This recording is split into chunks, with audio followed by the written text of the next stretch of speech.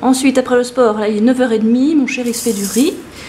Et moi, je vais manger des mini bananes. Bon, j'ai pas tout mangé, j'ai laissé 8 mini bananes. Et maintenant, il est, je sais pas, midi. Je vais me faire du riz avec la sauce soja diluée.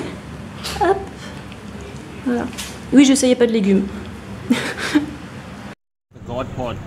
God pod, man.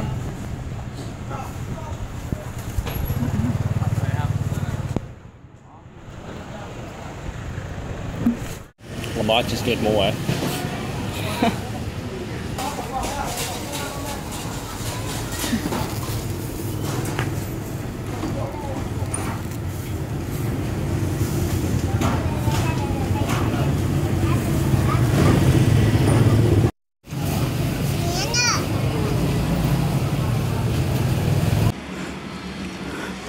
Alors ce soir, on joue à La Belle et le Clochard.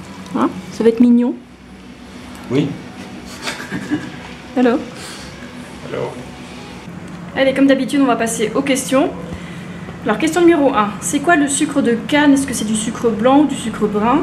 Bon, le sucre de canne, c'est du sucre fait à partir de la betterave à sucre. C'est tout ce que ça veut dire, en fait.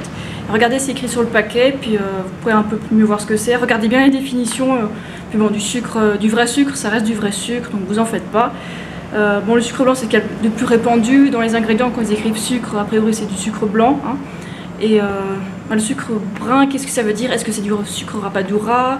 Est-ce que c'est du sucre roux qui est en fait du sucre blanc qui est caramélisé? Enfin bon, regardez bien la définition. Il y a plein de sortes de sucres différents et du sirop de riz, du sirop d'érable, tout ça. Il y a plein de variétés. Donc, écoutez, vous pouvez en consommer. Par contre, je vous déconseille de consommer des faux sucres type aspartame. Ça craint, vraiment ça craint.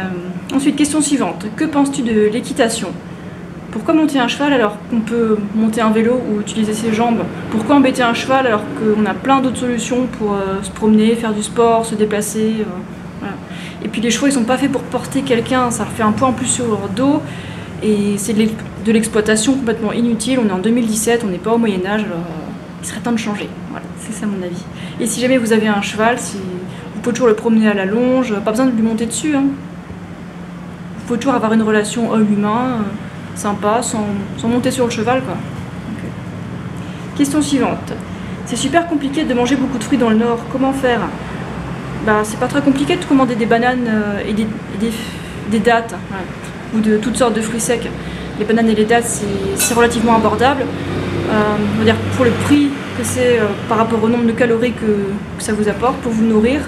Donc il y a toujours moyen de manger des bananes et des dattes, c'est pas très cher. Puis bon, si vous avez un gros budget, vous pouvez toujours acheter toutes sortes de fruits qui coûtent plus ou moins cher, c'est possible aussi. Hein. Bon, vous n'avez pas besoin de manger que des fruits, hein. Il y a aussi les féculents, les légumes, il y a le choix hein, pour être vegan. Hein. Ensuite, que penses-tu des index glycémiques des aliments? Alors, je ne m'inquiète pas du tout des index glycémiques, et par contre ceux qui doivent s'en inquiéter, c'est ceux qui mangent beaucoup de gras. Parce que du coup, le gras il réduit la sensibilité à l'insuline et du coup quand on rajoute du sucre, après une fois qu'il y a du gras dans le sang, beaucoup trop de gras, bah, ça peut poser des problèmes de glycémie qui fait du yo-yo. Donc c'est pas l'index glycémique le problème, c'est la graisse. Que penses-tu du sel? J'en mange beaucoup, je peux pas m'en passer. Et tu as aussi dit que tu me vois jamais en manger. Bah si, j'en rajoute, hein. Je mange aussi du sel, pas beaucoup mais j'en rajoute aussi. Sous forme de sauce soja diluée, ou alors quand je vais au restaurant, je suis sûre qu'il y a du sel, c'est inévitable. Mais j'en rajoute pas trop parce que ouais, le sel ça vieillit un peu le visage, ça fait de la rétention d'eau, c'est pas génial. Et puis pour ceux qui en mangent beaucoup, attention au cancer de l'estomac aussi, attention. Et vous pouvez remplacer le sel par du jus de citron, du sel de céleri, des épices, d'autres choses qui ont du goût. Hein. Après en manger un peu, c'est pas un problème, vous en faites pas. Et par exemple, dans un pays où il fait très chaud comme la Thaïlande, je transpire tellement que je m'inquiète pas du tout du sel. Il part par la sueur et par les urines. Sorry? Maquillage? Maquillage? Non. No maquillage. Comment prendre du poids avec une alimentation végétalienne quand on n'est pas sportif? Prendre du poids, ça dépend. Si tu prends de la graisse, bah, tu manges des protéines et de la graisse. Et si tu veux prendre du muscle, tu fais du sport et tu manges autant que tu as besoin. Des plantes, celles que tu aimes. C'est ça. Et si tu as vraiment du mal à prendre du poids, c'est que tu manges pas assez de calories. Donc vas-y un peu plus fort, je sais pas, force-toi, tu passeras que par là, quoi. As-tu des conseils pour la circulation sanguine? Je suis végane, sportive, je bois beaucoup d'eau et donc des problèmes de circulation sanguine dans les jambes. Tu peux essayer de faire la sieste couchée pendant la journée. Je sais pas, tu trouves un banc ou alors par terre au bureau pendant un quart d'heure, ça fait du bien aux jambes et à la tête de se reposer, d'être bien allongé à l'horizontale. Ça peut peut-être aider, je sais pas, essaye. Et pas de hauts talons, pas de chaussures à hauts talons bien sûr. Essaie de faire attention à ta posture aussi, de ne pas croiser les jambes, des trucs comme ça, quoi.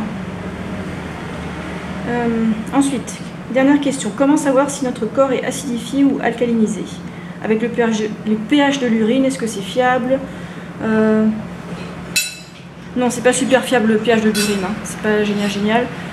En fait, ton corps il s'acidifie tous les jours, rien qu'en fonctionnant. Donc t'as pas besoin de t'acidifier en plus, pas besoin.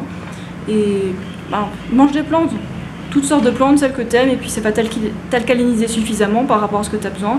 Et t'en fais pas, ton corps, il détoxifie tout seul, pas besoin de consommer des produits qui coûtent super cher, genre la poudre de perlimpinpin. Et tu me dis, faut-il tendre vers le neutre ou l'alcalin? T'as pas besoin de penser à ça, juste mange des plantes et puis elles s'occuperont de toi, t'en fais pas.